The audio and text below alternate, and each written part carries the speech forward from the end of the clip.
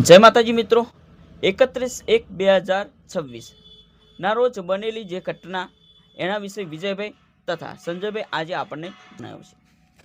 31/1/2027 રોજ જે ઘટના બની હતી, એક લીલાબેન ચૌહાણ તે એક્સપાયર થઈ ગયા હતા। એ સ્મશાનમાં અમે આગ લગાવી મૂકી અમને અને તૈયારીમાં સંજયભાઈ સોમાભાઈનો ફોન આવ્યો અને રાજુભાઈ ચૌહાણનો ફોન આવ્યો કે ભાઈ એક ગુવર ચાઇના દોરીથી ફસાયેલું છે 2 દિવસથી, તો એને કાઢવા માટે અમે દીપોરામ ગ્રુપ તથા દિલીપસિંહ જોડે વાત કરીને હું ત્યાં પહોંચ્યો અને સંજયભાઈ અને એમના ટીમના પરિવાર દ્વારા અમે બધા ભેગા મળી અને ગુવરને નીચે ઉતાર્યું અને એના સહી સલામત ફોરેસ્ટ વિભાગમાં અમે સંજયભાઈ બંને ત્યાં જઈને ખાતર ચોકડી ફોરેસ્ટ વિભાગમાં ભાવનાબેન ફોરેસ્ટર હતા એમના થ્રુ થકી આમાં જે ફોરેસ્ટર આવ્યા એમને અમે આપી દીધું।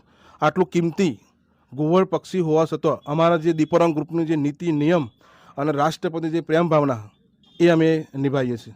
જય માતાજી, જય ભવાની। તમારો એક શોખ ચાઇના દોરીનો પૂરો કરવા માટે આવા પક્ષીનો પણ જીવ જઈ શકે છે।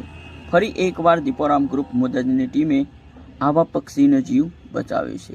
તો મિત્રો, આવનારા સમયની અંદર ચાઇના દોરીનો ઉપયોગ ના કરશો, નહીં તો આવી રીતે ઘણા બધા આપણા પક્ષીઓ ઘાયલ થાય છે અને તેમની જીવ પણ જાય છે। વિજયભાઈ, સંજયભાઈ, રાજેશભાઈ તથા અનેક જાગૃત યુવાનો, વડીલો, મિત્રો, બાળકો, બહેનો પણ આ ગુવેડ બચાવવાની અંદર સહયોગ કર્યો હતો।